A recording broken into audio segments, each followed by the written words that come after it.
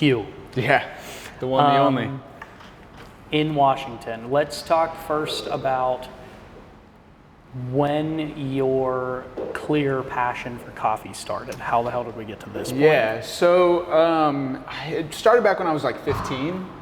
Yeah, so I've been doing. Whoa. Okay. Yeah, I started drinking coffee at a really young age. Always kind of liked it, always kind of dug it. And I remember in like grade school, probably like 8th grade, going into like my freshman year of high school, Starbucks was like the thing, right? Like I very vividly remember like kids at school, because there was a Fry's grocery store. It's kind of like a Giant Eagle would be, right?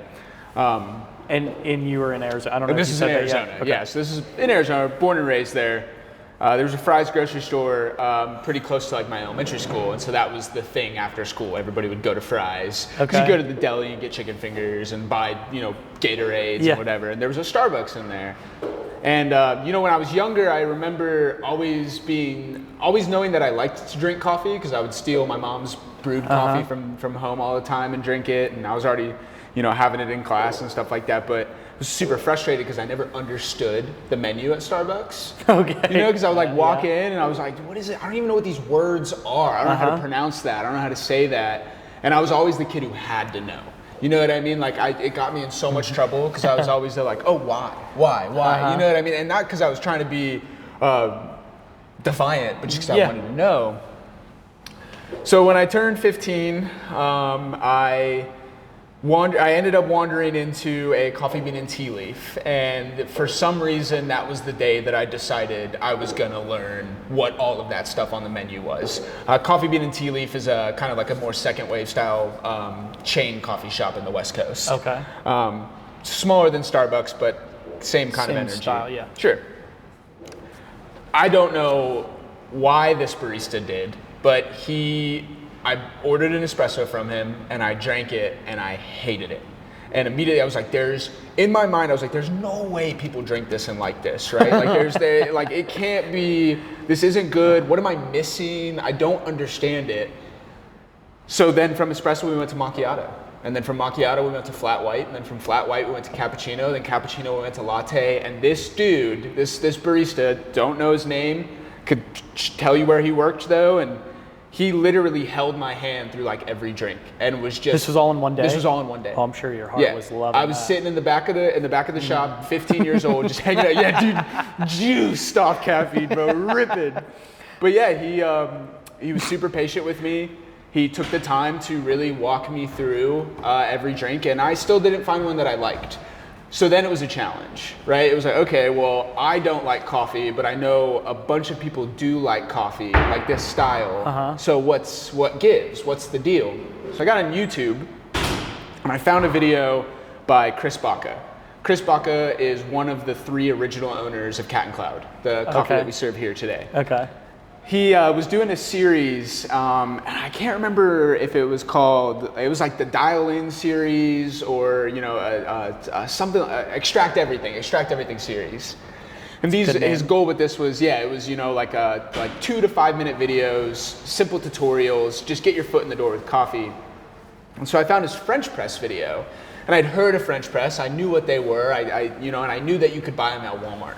So I walked over to Walmart and I bought a French press, and I walked back to Coffee Bean and Tea Leaf and bought a bag of coffee, because I'm watching this YouTube video in the back of the shop, right? Like trying to figure out like, what is it? I don't like it. So I'm watching this YouTube video, and it's Chris Baca, and he's talking about like, do this recipe, try it like this, full immersion, extraction, percolation, water temperature, electric controlled kettle. And all of a sudden it was like this new world opened up, where it was like, oh, you get to decide how you want to drink your coffee. That was the start.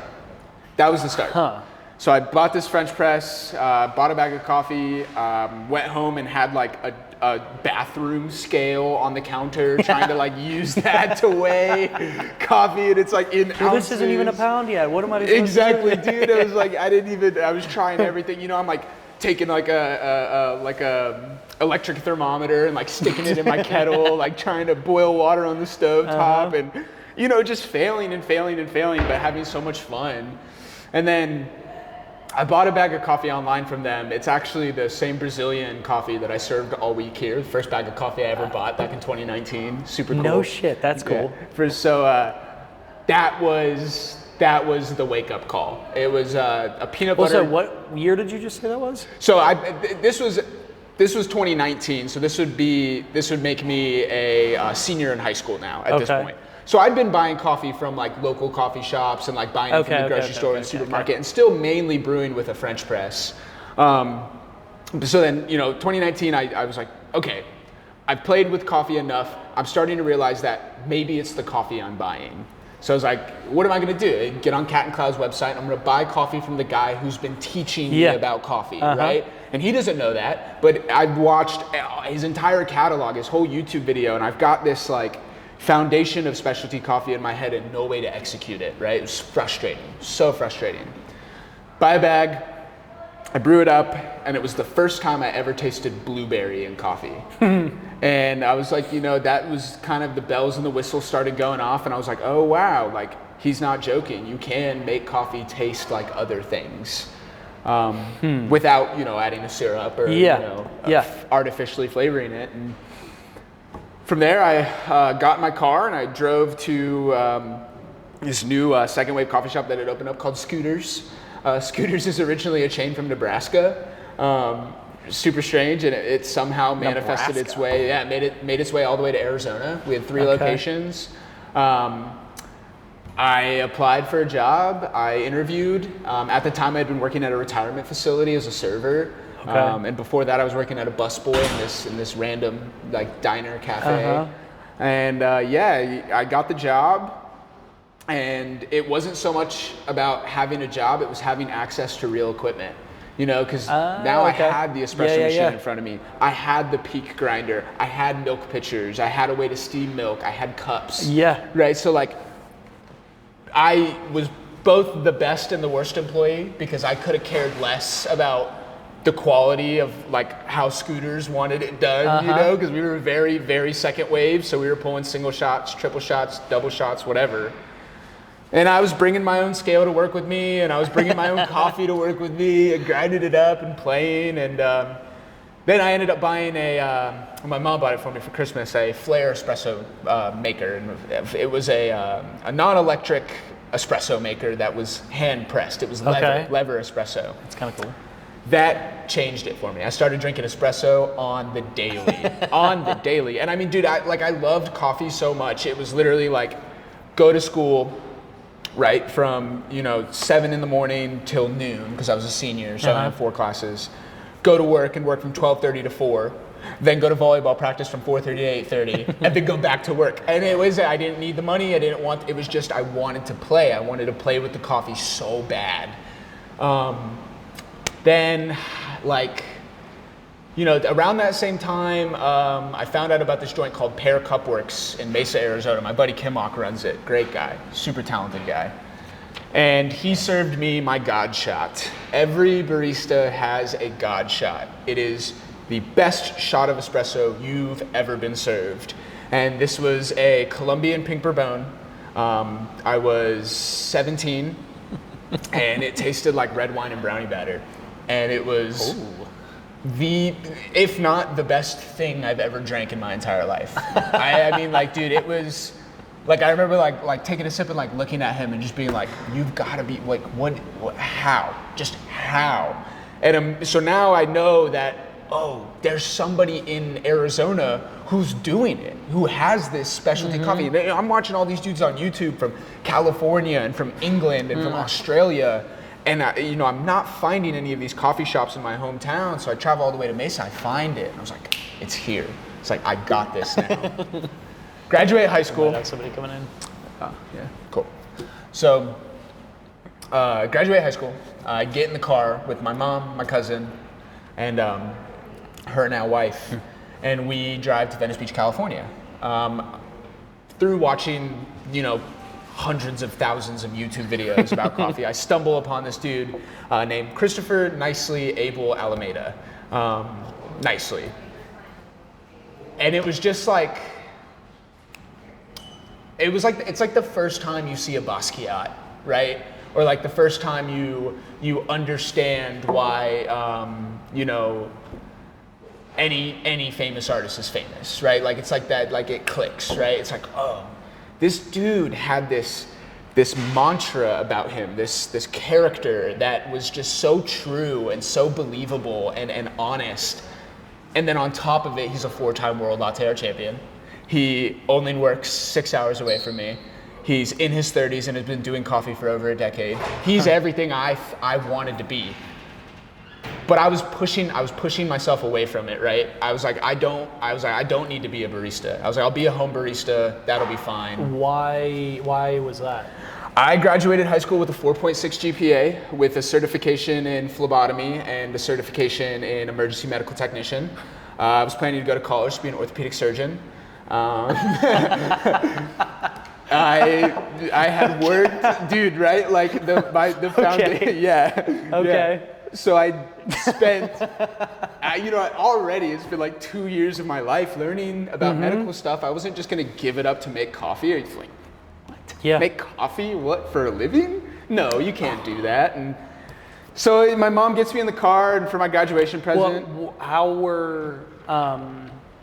was it something that you were like outwardly kind of just like, I want to do this, but this is the better choice? Or, yeah. And was your mom, how was all of the outside like support or encouragement? Like, how was that? Yeah, so of course all of my friends thought I was a goofball, right? They're like, dude, it's just coffee. Like, why do you like it so much? Yeah. And I was like, yeah, it's fine. They can think whatever they want to think. Yeah. My mom, I think, saw it coming. You know what I mean? I think she knew that like whatever it was that I was going to do in the world, it was going to involve serving people. Okay. Which is the biggest aspect of it. And so she was always super supportive. I mean, she bought me my first 2 espresso machines. She let me take up all the space on the counter. You know, my other mom was buying me electric kettles and hand grinders, and every birthday, every Christmas was getting a bag of coffee. They were very supportive. I don't think any of us necessarily saw it as my career though. I was a decorated athlete. I was a great student. College was the plan. It was what I was supposed to do. Well, and like career barista doesn't, it's like career server. You know, it's like they Exactly. kind of fall, there's a couple of those things that are like, oh no, these are like short term. You do these things. You do this to get through college. Yeah. Right? And These then are you get short-term your real things. job. But then you find people that are like actually, it's like, sure, that's one route. Yeah. But there's also the people that are like you that fucking love it. I think, okay, so here's kind of where it starts to come down to is I remember the talk about me going to college, and I remember sitting down at dinner with my mom, and I told her, I was like, if there was a school for coffee, I'd rather go there, you know? And she looked at me and she was like, well, there isn't, so what are you gonna do? I was like, well, I'm gonna go to college. And she was like, what are you gonna do after college? I was like, I guess work in the medical field. She was like, you could be happy? I was like, I don't know, I haven't tried it yet.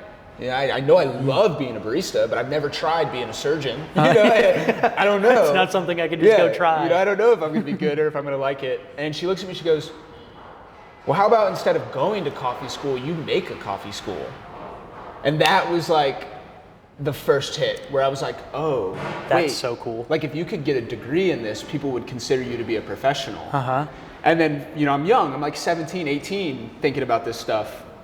And I was like, all I want is to be treated like a professional, to be seen as a professional. Not because I'm ashamed of what I do, but because I'm upset that people don't believe that what I do is a profession. Yeah. Right? That there's, and you'll find it, man. You'll find, like, you go out to dinner, you can tell when your server is a veteran server and has been doing it for 20 years. Yeah. That person is skilled immensely. Not anybody can walk off the street and start bussing tables. Like people think it's easy. They think it's, and I'm not saying it's anywhere close to brain surgery, right? But you're talking about being on your feet for 12 hours. You're talking about being the guy everybody's got a problem with, you know, and so I guess, you know, to put it in summation, I wasn't going to do it unless I could be a professional. So when you were going out to California, were you going out there, like, what was this a trip to move, or like what was? Sure. So this is kind of where that ties all back in. So I've been talking to my mom, you know, often about being a barista and loving coffee and sharing her these YouTube videos and making her lattes. And she knew that I idolized Nicely, right? I mean, he really was the image of who I wanted to be. She found out that he worked at Minotti's, you know, and knew it was like, oh, it's only 6 hours away. So literally the trip was my senior present, was to go to Minotti's. My graduation gift was to go to Minotti's and drink specialty coffee from Nicely. Because you gotta think about it, man, I'm sitting at home with, all I have is the internet and forums to read. I don't have specialty coffee around me other than Mesa, which is like an hour and a half away. Yeah. So I don't know if I'm making stuff that I think tastes good, but I don't know if it's specialty. I don't know if it tastes like his or theirs or that, or I have no frame of reference for specialty coffee. You know, like I'm guessing, I'm doing it by myself. So that's why I really wanted to go to Minotti's, because I knew it was specialty. There was no question being asked. Yeah. So if I showed up and I tried their coffee and it tasted like the stuff I was making at home, then I must be doing something right. So I walked into Minotti's, Nicely's apron was hanging up, and so I asked one of the baristas, like, hey, is Nicely around today? And all of these baristas are grown-ups, they're grown adults, right? In the late 20s, early 30s. How do you know Nicely? I'm 17, bro. You know what I mean? It's like, oh, was I not supposed to ask that? I'm like, what do you want Nicely for? I'm like, oh, like, you know, I've seen his videos on YouTube. Like, I think he's a really cool guy. Like, I kind of wanted to meet him. And they start dying laughing. They're like cracking up at me. And I'm like, you know, I'm sorry. And they're like, he's not here. What do you want?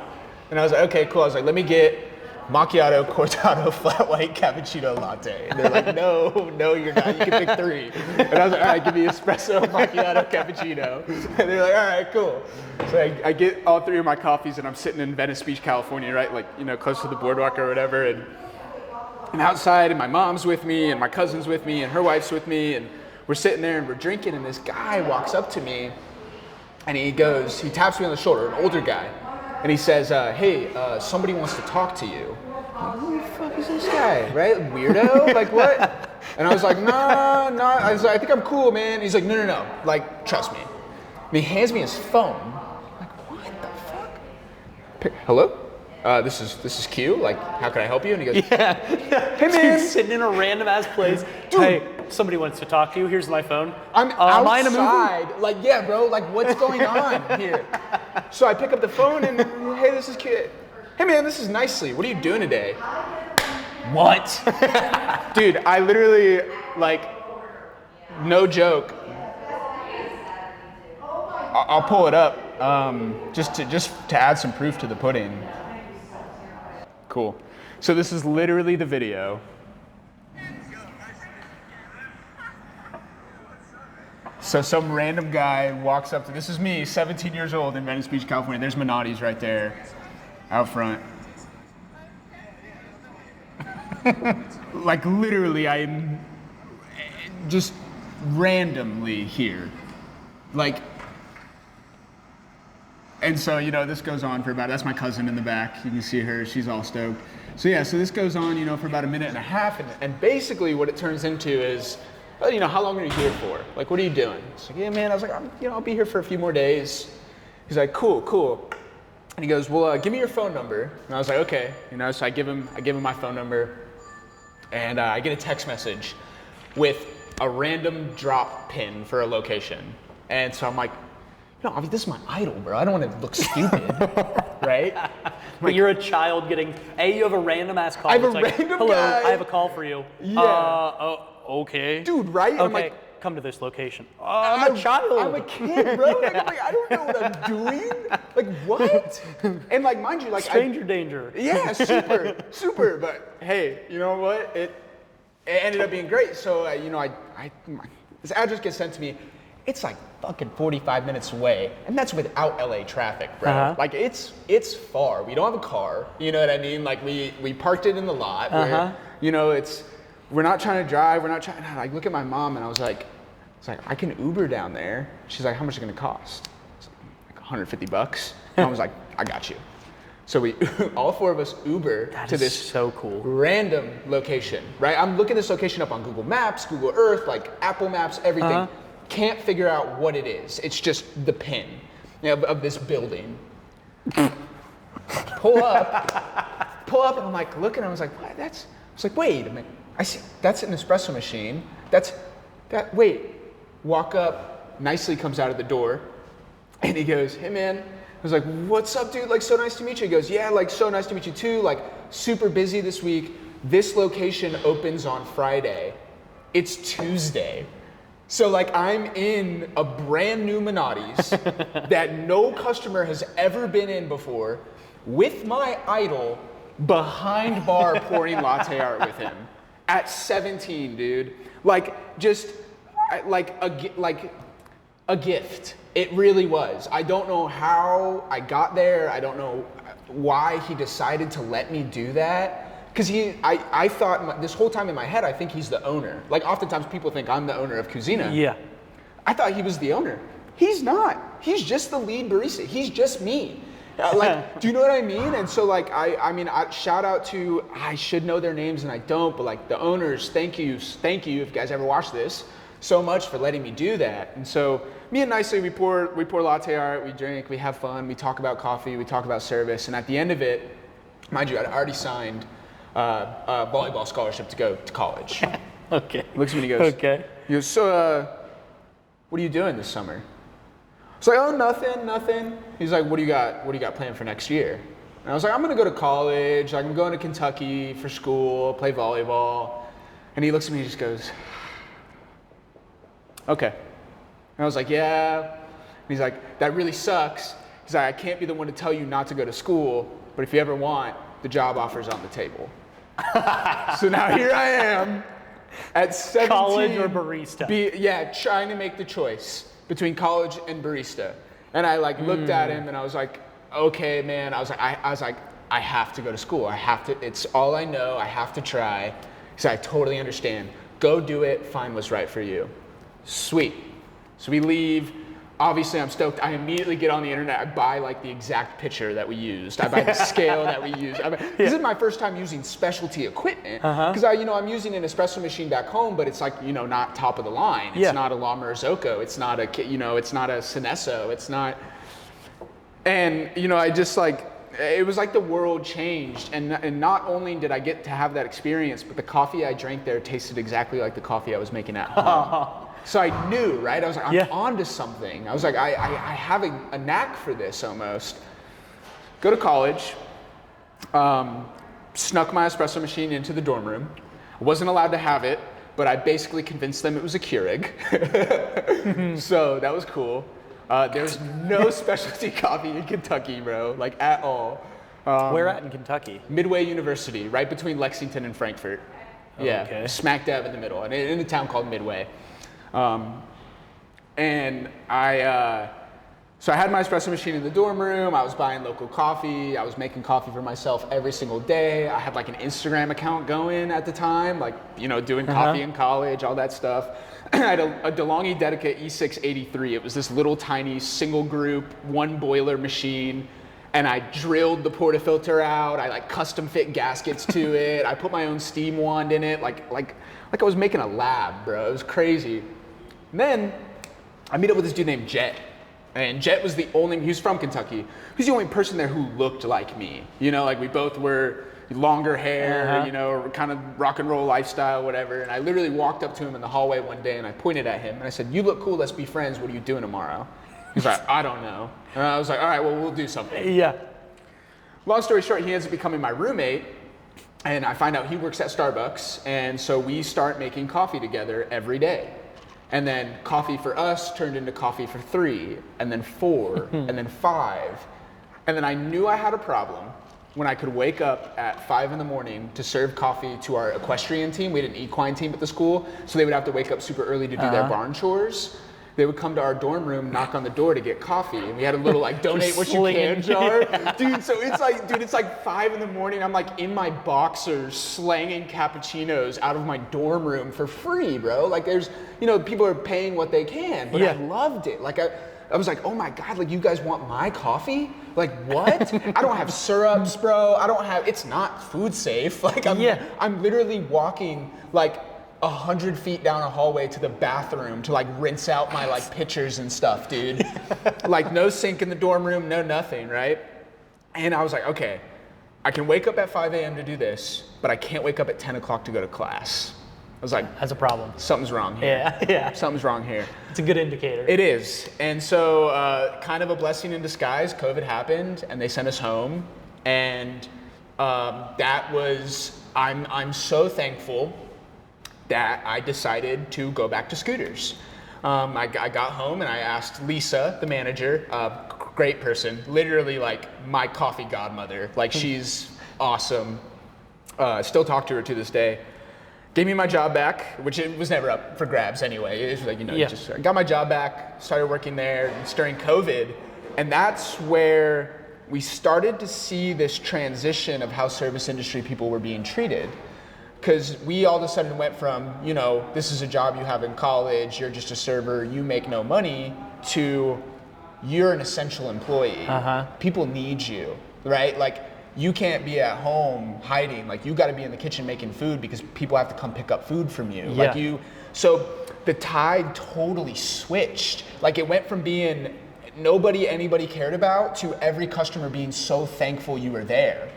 And that's when I saw it, right? I was like, oh, we can be treated like professionals. Like people, like the general public was starting to realize that we make your life easier. We are a convenience to you. Yeah. And not only that, but I really like what I do and I really care about it. So now if I get to express that to you, now you're stoked about what I do. You know what I mean? And like, and unfortunately, COVID has, we've been through it, we've passed through, we're on the, on the outer skirts of it. I've started to see that transition go back though, where people are almost starting to forget that at one point we were essential employees. Yeah. And since then, man, coffee colleges have opened. You can go to school for it now. You can take online courses, and you can compete in world championships, and you can win a lot of money, and you can travel the world, dude. Like there's nothing more I would rather be doing than serving coffee to people, I think. That is. Ooh. I should interject there too. So during COVID, right, they sent us home working at Scooters. I leave Scooters to go to a new job because they told me they were going to teach me how to roast coffee. That never happened. I did later in life. I learned that place was bonkers, crazy place to work for. It was open 24/7. Dude, it was a nightmare. And I'm like 18, bro. So I'm like rushing. 20. Okay. And so I got to a point with working at this coffee shop where I was working here and I was a frequent at this joint called Ground Control. Ground Control had a La Marzocco. Ground Control had good grinders. Another great name. Great name. Ground Control roasted their own coffee. And I was like, I gotta get in there. I gotta figure it out. I've been going to this place since I was like 14 to get food and stuff. So like I was like, I need to get behind that bar somehow, some way. I become friends with the lead barista, and I quit my job at Desert Eagle, and I had started interviewing to be a phlebotomist. I was like, okay, I have the certification, I might as well use it, right? And I get my job as a phlebotomist.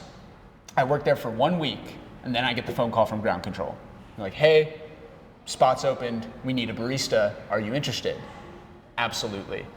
So I was working 5 days a week as a phlebotomist from 4 in the morning till 4 in the afternoon. And then I was leaving there, driving an hour to get to Litchfield and work as a barista on the weekends. Which to most people sounds insane. It is, because it is. Yeah, it's stupid. Well, it's stupid because it's like, oh, you're doing you're a phlebotomist, and then driving an hour to go do the coffee thing. Go do coffee. Yeah. Like, bro, you don't need to do that. Yeah. Like, why are you driving it? Why are you doing that? What's that for?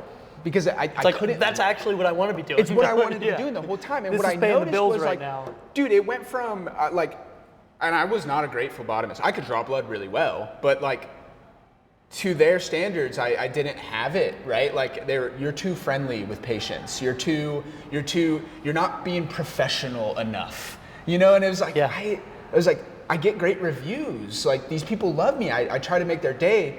But what happened, and I couldn't handle it anymore. I went from being the guy everybody wants to see at 8 in the morning to the guy nobody wants to see at 8 in the morning. The dude who's serving you coffee, you're gonna like him a lot more than the dude who's stabbing you with needles. You know what I mean? And it was like, if I had a good interaction with this person, it was 1 in 20. If I had a good interaction with somebody as a barista, it was 15 and 20. You know? Yeah. And not only that, dude, I was making more money as a barista. So it really, like, you know, I'm 18, I have a 401k set up now, I'm like a certified phlebotomist, I'm taking CRT classes, I'm doing all this crazy stuff. And like 6 weeks in, I was supposed to be finished with my training, and the lady who hired me, she walks in and she goes, "I took a real gamble on you." And I was like, "Yeah, and unfortunately you lost this one." She's like, "Why?" And I was like, "Here's my 2 weeks notice." She's like, "Don't even give me 2 weeks, get out now." I was like, "Okay, cool." So I left Banner, I quit being a phlebotomist, and I went and worked at ground control for the next That feels like such an uncomfortable interaction. It was, dude. It was awful. But she was so, if you're watching this, dude, she was so mean, bro. Like so mean. You're too nice to people. Oh my gosh, she made me like go around and like tell everybody at the clinic I was leaving and like why I was leaving, and it was such a strange, and they kind of like bullied me. It was like, "Do you know how much money it costs to hire you onto this team? This is gonna look bad on me, da da da da da." And all I could do was just be like, "I'm sorry," you know, like maybe that's what happens when you hire 18-year-olds. You know, like I'm a teenager. Then wild. You know, so then I knew, I committed. I was like, okay. I was like, now I got to figure out how to make a career out of this. Yeah. How the hell did I'm going to jump ahead and skip a bunch of shit, but I'm sure we're going to pull all of the shit that I skipped back into this answer. Yeah, that's fine. How the fuck do you end up in Washington? How do I end up in Washington? Yeah, it's a great question. So, I worked... I'll leave it at that for now. Yeah. How the fuck do you end up in Washington? So when I was working at Scooters, I met this chick named Kylie, and we kind of like hit it off, you know, there was an interest there. She was the one who moved to the coffee shop that shall not be named, the one that was open up 24/7. Which I think you did drop that name, and I'm going to bleep it out for you, but... That's cool, yeah, I mean, you can leave it in there too. Screw that, they suck, bro. Yeah, that place sucks. So she moved to that job, and she started talking to the manager and was like, "I know this kid who's," and mind you, this was after COVID, right? So I'm done with school in my mind. She's like, "I know this kid who's really good at coffee. You should hire him." So I walked in just to go like visit her at work, and she comes running out to my car and hands me an application and goes, "Go park over there and fill this out and bring it back." And I was like, "Okay, cool." So I did. I brought the application back, and next thing I know, I'm having an interview. I'm talking to this lady, and I'm telling her like, "Yeah, you know, I'm good." So I get the job. So we start working together at this new joint. Both of us hated it there, obviously. So when I left ground control, the shop that shall not be named, and went to ground control, I brought her with me. Okay. Yeah. So she started working at ground control with me. We started dating. So this is awesome. Now the whole time, my best friend is back in Kentucky, right, Jet, and I'm in Arizona, and he doesn't want to go back to school. He wants to make a living doing coffee, and so do I. So we were just FaceTiming, having phone calls with each other. I flew him out to Arizona. We went and we crawled, which is just like go look at a bunch of different coffee shops. Like, screw it, dude. Like, let's start our own then. So we started a coffee company called Spro's Coffee, SPROSE, and we sold roasted coffee online. And we had that business for about 8 months. And it was time for Kylie to go to college. I graduated high school young. I graduated when I was 17. So even though I had already been to college and stuff, there's only like a year and a half difference between us. So her mom was from Pittsburgh. Her sister was going to RMU. She wanted to go to RMU. And I was like, all right, cool. And then it was like godly timing, bro. Like, she tells me she's gonna move to Pittsburgh, and I'm like, yeah, cool, whatever. Like, I'll probably move back to Kentucky. I'll see you later. Like, no big deal. I read an article from the SCA It said, like in the article, it predicted within the next 5 years, Pittsburgh would become the new LA of coffee. I'd never been to Pittsburgh. I'd never been to Pennsylvania. She was going. Welcome. I called Jet and I was like, hey dude, I was like, how do you feel about Pittsburgh? And he was like, oh, I have a bunch of family up there. I love Pittsburgh. And I was like, do you want to move with me? And he's like, yeah, sure. I was like, all right, cool. So I looked at Kylie and I was like, I'm coming with you. She's like, no, you're not. I was like, I'm coming with you. And then sure enough, like it's 3 weeks before the move. And she's like, are you still coming with? And I was like, I need a place to stay. She's like, you can stay with my parents. So they live right off of Racetrack Road, right? So 10 minutes from here. And yeah, dude, in July, we moved, July 1st, landed in Pittsburgh. Jet actually did the drive with me, so he flew out to Arizona, packed up my entire life into my 2003 Toyota Camry, drove it cross country to Kentucky, dropped him off in Kentucky, and then I drove up to Pittsburgh. And then he was gonna come up after I found an apartment. So I landed in Washington. I ended up working at Starbucks because I needed pay stubs, right? I needed pay stubs to get an apartment. I knew I could get a job at Starbucks. So I started working for the Green Apron, which was, to me, in my eyes, like 40 steps back from where I was. You know what I mean? It really felt like taking oil paints from a refined artist and giving him crayons. You know, it's like, what do I do? Eat these? Like what am I? You know what I mean? Like, what is this? From Starbucks, I ended up working for a joint called Mediterra. I was their lead barista, and then from there, I left Mediterra and I started working for a company called DeFair Coffee and Tea. They're at their flagship location in the Strip District. I started as their lead barista, and that, I would say, was my first specialty coffee job because we roasted in-house. There were professionals there who had been doing it for the better half of a decade. There were people there who this was their career. It was the first time I was around people who were also like me, trying to figure out how to do this for the rest of our lives. And started as a lead barista, I evolved into production roasting. I was really close with the head chef there, his name's Shane.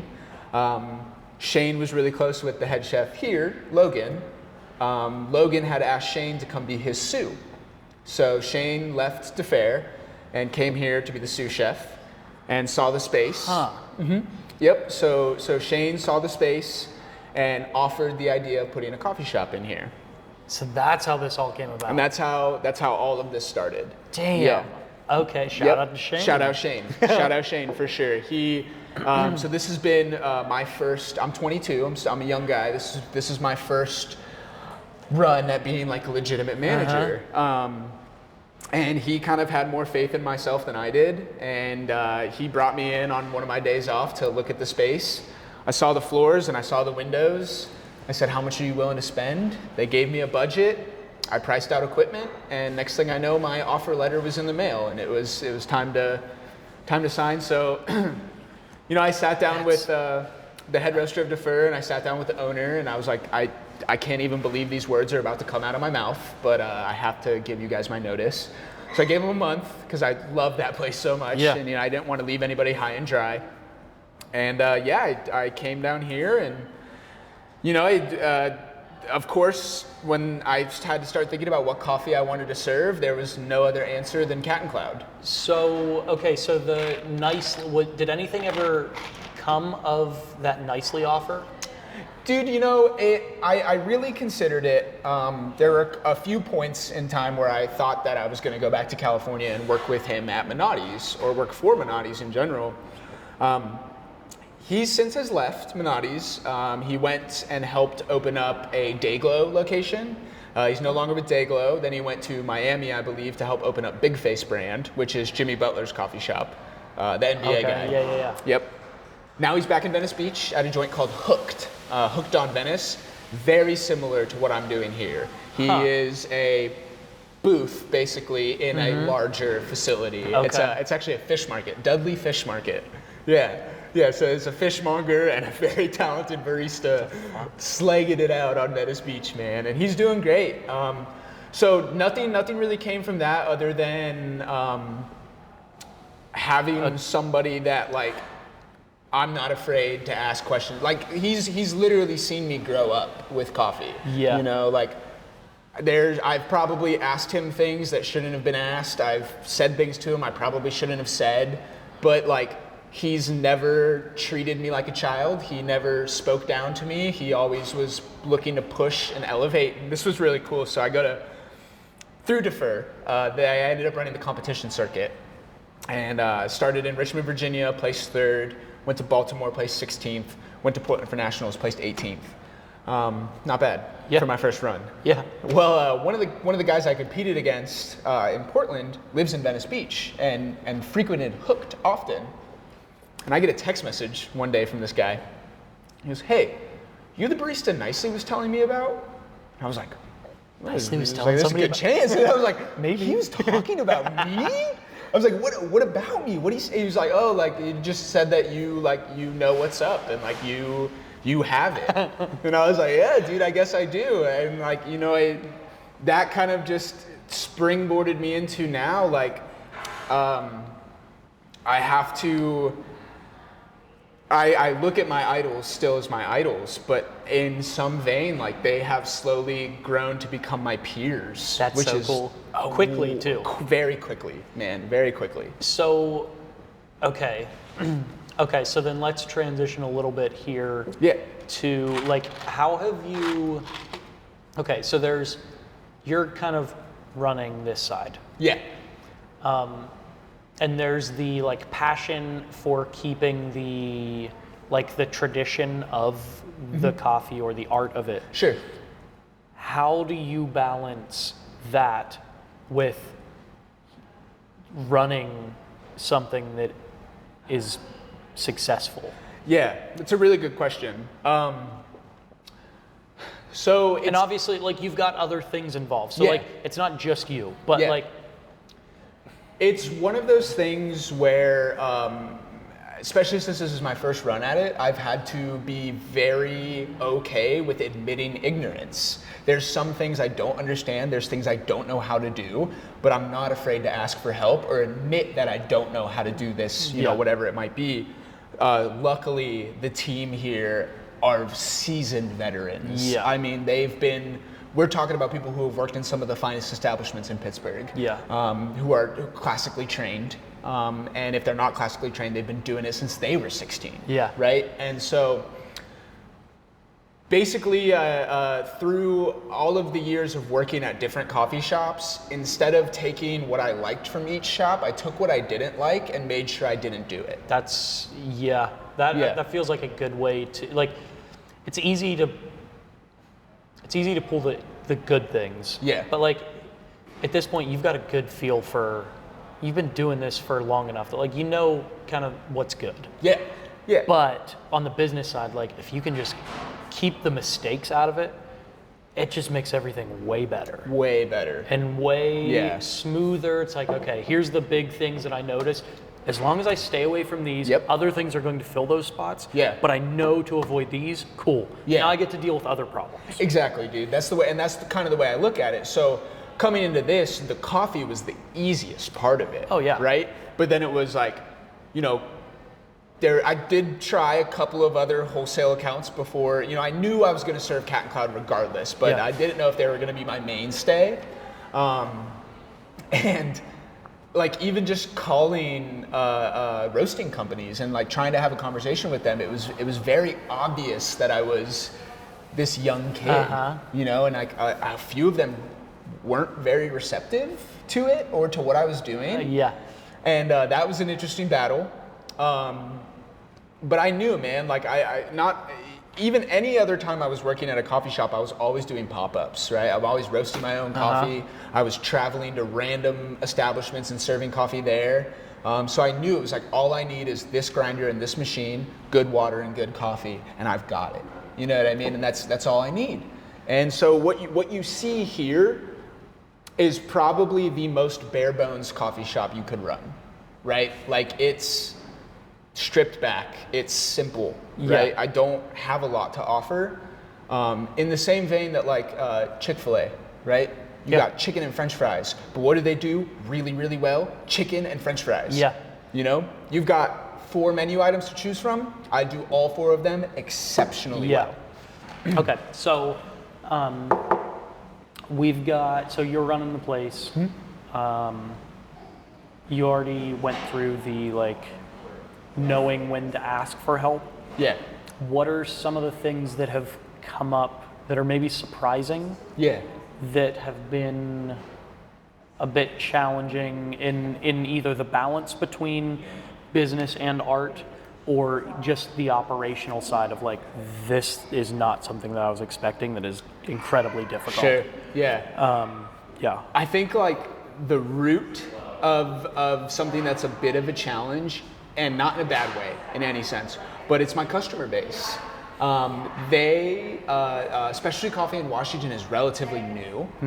So this is a lot of time, for a lot of people, this is the first time that they've been exposed to it. So let's talk about that. So there's been plenty of coffee shops. Sure. In their surrounding. There's tons of them. Yeah. There's now 3-4 just in Washington. On the same street, yeah, pretty much. So when you say specialty, what is different between, because all of the others are pretty similar. Like, this is different. Yeah. But what does that mean to people who are listening that are like, no, I've been to name the place. Sure. That's a coffee shop. Sure. That's a specialty coffee. It's like, they're different. But what is that difference? Definitely. So to cut it clear and dry, the label for specialty coffee primarily deals with the point value of the coffee that you are serving. So coffee gets graded on a 100-point scale, similar to like wine, like how a sommelier would do it. So I believe, and I would need to be double checked on this because it changes, but I think the new rating for specialty coffee is 76 points and higher. Okay. Pretty good scores. Pretty good. So with serving coffees of a different quality, you want to represent them well. So this is maybe just a flaw in that system. Like, what's the process to get something rated? Because like, if I'm a newer place, like, dude, my shit's good, but it doesn't have a rating yet. Sure, absolutely. So what is this just not special? Or maybe that label doesn't actually. It's not actually meaning anything. Yeah, and that's kind of like the weird part of it, is because you can definitely serve lower scoring coffees in a specialty way and make them taste way better. Yeah. So for me, like what it kind of comes down to is specialty coffee shops they possess a lot of integrity for the tradition of coffee. Okay. So basically, coffee kind of went through this wave where it was a commodity, right?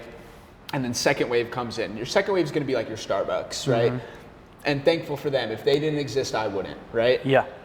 But what happened was we went from, drinking black coffee to now you can get, coffee with a bunch of milk and any flavor you want added to it, and however many pumps, and decaf, half calf, whatever you want. Then when specialty kind of came back, we were like, hey. Came back, or? Came back is a weird way to put it. I would say when it started emerging on the market. Okay. It went from, well, instead of maybe trying to add a bunch of stuff to it, what if we just tried to make the raw product taste as good as it possibly can? Right? So that's where we start to see this introduction of, now we're weighing our shots, right? We're weighing the amount of coffee we're putting in. We're weighing the espresso when it comes out. Our steaming technique is evolving. We're learning to make microfoam. We're building different equipment. We have different burrs, different espresso machines. So basically the root, the core of specialty coffee is, how can I take just the raw product, just the coffee beans, and make them taste as good as they possibly can? So it's different, right? And the way this ties back into like customers is, we have a lot of people in Washington County who are still drinking their Folgers and their Maxwell House. And there's nothing wrong with that. There's nothing wrong with the dark roasted Robustan coffees. Yeah. People love them. And then when we took that dark roasted coffee and we added all this sugar and all this flavor to it, well, now it was amazing, but it's not coffee anymore. Yeah. Right? So when we brought it back, it was, hey, I'm serving you your Folgers, but now it tastes like blueberries, and it tastes like peaches, and it's got, And it's funny because you'll tell somebody that, you're like, hey, I'm serving a drip coffee today. It tastes like blueberries and peaches. And like, don't put any of that in my coffee. I don't want that. And it's like, no, I'm not adding anything to it. It's the coffee. It's just the coffee. So that's like the biggest barrier, right? And so what it relies on is me being willing to, and I don't think I've ever had it in the first place, but drop that pretentious attitude, right? Of like, I know how to make good coffee. Like, yeah, sure, you like your triple non-fat white mocha, but like that's not coffee. Who am I to tell you? Yeah, Who am I to tell you? There's a couple whiskey channels that I watch that are always like, drink the whiskey the way you like to drink. Like the best whiskey is the whiskey you like to drink the way you like to drink. Absolutely. It's like, if that means you put it on ice, cool. Yeah. If you use it in cocktails, cool. Whatever is good to you is good. Is good, absolutely. So it's like, you're not wrong for liking Starbucks the best. Not at all. because Starbucks is the best to you. Sure, exactly. Excellent. So how do I bridge the gap there? Yeah, so how do I take you from, you know, if you dig this, how do I transform your palate into you know, somebody who cares more about what's in the coffee, right? A really good example is there's this dude named Reezy. Reezy was a frequent customer of Cat and Cloud when they first opened, their very first location. Reezy was coming in and getting drip coffee and going to like the creamer station and filling it up like halfway with cream, 12 sugar packets, chucking it in, whatever. And now Reezy only drinks espresso. You know what I mean? And it's like how do we get that customer to give up that sugar and that cream and go? And it's not, they're not wrong for drinking it like that. If you want me, and this is another challenge, specialty coffee costs a lot more, right? You're talking about paying upwards of $30 a pound for roasted coffee, which is a lot for people. That's a lot of money. Yeah. So now, if I want to use this coffee and it costs $30 a pound, I can't be charging $15 for a latte. What? You know what I mean? I can't do that, like just to cover myself on that cost. So it has a lot to do with finding really good coffees that are still cost effective. Hey, dude, and are still cost effective and still true to specialty, right? So like, if I serve you a pour over and that pour over is going to cost you $15, if you want to put cream and sugar and hazelnut in it, go for it, dude. I got you. You know? Give me 1 second. Yeah, I'm so sorry.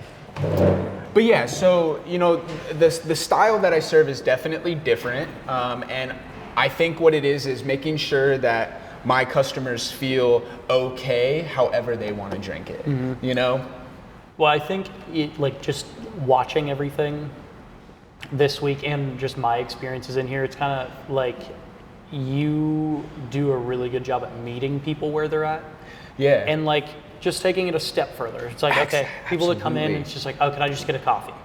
It's like, okay, cool. Probably not super into the like, or knowledgeable in the coffee world. Sure. Cool. So you get them their coffee, and then at the very end, you just tell them where it's from. Yes, dude. And it's like, I'm glad you picked up on that because that's super intentional. And it's just an intro that's like, that is, oh wait, the fact that you're telling me about this means that means something. Absolutely. And I don't know what it is, but it's an intro. Yeah. Because I don't really care about it yet. Yeah. But now I know, like, oh, he told me this is from fucking California. Like, okay, I guess maybe I should care about that. Yeah, sure. And Okay. even down to like origin, it's like, hey, this is a wash Honduras. Nobody knows what that means. Yeah. Like if you don't know anything about coffee, you don't know. Yeah. But it's like, okay, well, you know, I came for this week and I got a washed Honduran, but then, you know, next week that same customer comes in, it's like, oh, by the way, like this is a Guji Ethiopia. Yeah. You know, and it's like they taste it and it's like, oh yeah, this is different than the Honduran. And maybe they don't know why or what's different, but it's different. Yeah. So immediately what you've now done is you took somebody who just wanted a coffee to turning them into somebody who specifically wants washed Honduran coffee. You know? And it's like first hit's always free, man. You know, it's like, you know, you get it in and then next thing you know, they're like, hey, do you have any more of that Gucci around? And it's like, I do, but I don't have it on drip today. I have it on espresso though. You want to try it on espresso? It's like, well, no, maybe I'm not ready for it. How about we do a latte? Cool, dude. Now I just took you from being a drip drinker to being a latte drinker. Now you've gotten a latte for a week, right? And it's like, hey, like, if you want more of that coffee to shine through, like you should definitely try a cortado. You know, and if you don't like it, let me know and we'll get you something that you do like. Yeah. But just try it. And that's what it is. You have to be so willing to give somebody something that they're going to hate. Like, and sometimes they do, you know? But opening that door to be like, if you do hate it, please tell me. You're not gonna hurt my feelings. Yeah. Because you know what? You don't know anything about coffee. And I know that it tastes good. Yeah. But you don't like it? Cool, man. Let's get you something you do like. Yeah. And that's kind of how, you know, and so that's been like, I think the biggest challenge is learning how much I should tell somebody, right? And then knowing like, oh, this customer wants to know about this versus this customer could care less. Yeah. And if they care less, dude, that's cool because you're still gonna walk out with one of the best cups of coffee you've had. Yeah. That's cool. So that leads us into another part, and we'll do this kind of quickly. Yeah. Is the way that you interact with all of the customers here. It's all basically the same. There are some of those exceptions, but like, leave that out. But but the way that you greet people and wish people away, or whatever you want to call that, which is like, what is it? Because it's different than a lot of places. And maybe it's not sustainable whenever there's a ton of people. But being nice to people is pretty sustainable. Easy, dude. Like, just don't be a dick. Yeah. Show people a little respect. Exactly. But like, is that something that you do consciously? Is that just you? Is that something that like some days it's like, all right, got to make sure I'm doing this? Like, yeah, dude, definitely some days I got to make sure I turn it on. Yeah. You know, and I mean, I even think you've seen it. You've been my first customer of the day, and I've been not all there, you know? And it's like, but I know you. We have a relationship, so it's like, you can deal with the little grouchy side of me, where it's like, I still care about what I do. You know I still care about you, but you know me now. Yeah. But a lot of people don't know me like that. So the way the philosophy that I take on it is like, I'm your concierge, man. Like I'm you know, not only am I gonna, this is gonna sound so pretentious, but the more you like me, the more you're gonna like the product I'm serving you. Yeah. You know, and it's like, well, yeah, if you treat me like shit when I come in, I'm not gonna like whatever you get. No shot. Doesn't matter. You could give me the best cup of coffee that's ever been created. Yeah. And I'm still gonna not like it because you treated me like shit. Yeah, dude. And then in the same fold, I could give you the worst cup of coffee of your life, but I treated you so well, you'll come back tomorrow. Yeah. You know, and it's as weird as it sounds, you have to know as a barista right off the rip how somebody wants to be spoken to. You'll see me, it's code switching, man. It's what it is. It's, oh, this dude's more my age. This dude, you know, he's got tattoos. It's like, what up, man? What the fuck are you doing today, dude? What are you up in here? But then it's, you know, it's an elderly person, and it's like, hey, sir, like, how are you doing today? Oh, that's so awesome. Like, I'd love to give you a cup of coffee. You know what I mean? There's subtle changes, and I wouldn't say that the persona that I'm putting on behind bar is different than who I am in the real world. Yeah. But it's just knowing who you're talking to. Yeah, like, dude. It's your personality is the same with all of them. It's just you talk to people in the way that is most comfortable to them, or what you think is going to be most comfortable with them. That's exactly what it is. And that creates an environment that is very welcoming. And again, it's like, if you're coming into anything new, like if I'm not super into coffee, if I'm an older person that's not super into coffee, I can come in here and I look at the menu and there's like 4 things on it that are like, I don't know what any of I don't know what these words mean. Yeah. But I'm talked to in a way that's like, okay, I'm welcome here, cool, I'm not put off. It's like, you go to some places, I don't have a ton of experience in maybe that's not true. I haven't been to a ton of coffee shops that treat you like this, but there's some of those other like niche items, like I'll use my examples, which are like gun shops, are awful at this, which is like, you go in, and until they know that you're into the thing, they treat you like shit. Dude, yes. And it's like, bro, I'm not coming back here. Yes. You might have a great selection, but you treat everyone like shit, and it takes me 5 minutes to let you know. Like, I prove to you that I know what I'm talking about. Dude, like, oh my God, I hate that. Yeah. I hate that. It's like, and you'll find it, bro, in coffee shops, especially after you've been a coffee person. Like, you walk up to a counter at a joint you've never been to before and you ask them, what do you have on drip? You're immediately going to get treated different than the person in front of you did. Yeah. And like that to me is a problem, right? Yeah. It's I treat every person who walks in here like they could be a top 10 food critic. Yeah. You know, and it's like, I think it's so important not to make people feel stupid. Well, and I think some of that is the difference between somebody being a barista temporarily and somebody who is treating it as a profession. Yeah, dude, this is my profession. Like there's, because you can go to places that are clearly and maybe that is a difference between like second and third wave, where it's like second wave is maybe more of the like temporary like rotation. It totally is. It's an easy job for people to get out of high school, that they're going to do it for 6 months in between school or whatever, and then boom, we're out. See you later. Yeah. Where this is more of like, no, dude, I want to be the best at this thing. Yeah.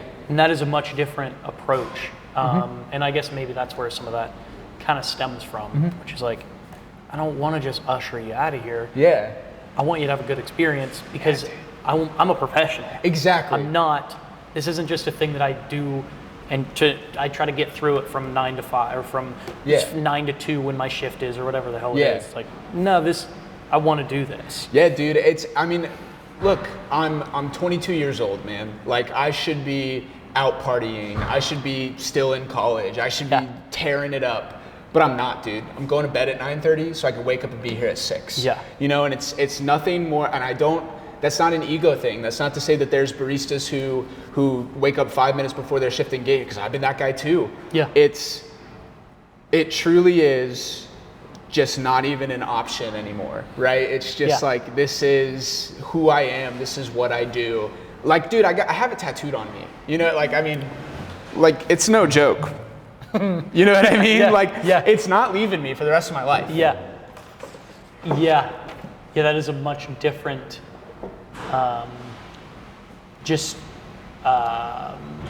perspective. Yeah. Than what, again, it's like, it might be the difference between second. But I guess if you only live in a place that has a specialty coffee shop, and that's, you probably wouldn't be as welcome though. The thing is too, and that's the thing, is like, I've seen it, man. I've been to some really dope coffee shops where it was just like, man, that guy treated me like really bad. Yeah. You know, like it didn't feel good. And then so sometimes it's really hard for me to walk into a shop and not try to like be the industry guy. Yeah. You know, not try to be like what do you have on drip today? What do you serve my sport? Sometimes I go in, man, and I'm like undercover boss. Yeah. You know what I mean? I just want to see how you're gonna treat me. Yeah. And yeah, dude, it's really hard to specifically say what the difference between specialty and non-specialty is. But at its core, it is like the experience that you're gonna have in the four walls. Yeah. You know, it's those cups I picked for a reason. You know, like this coffee I picked for a reason. The milk I use I picked for a reason.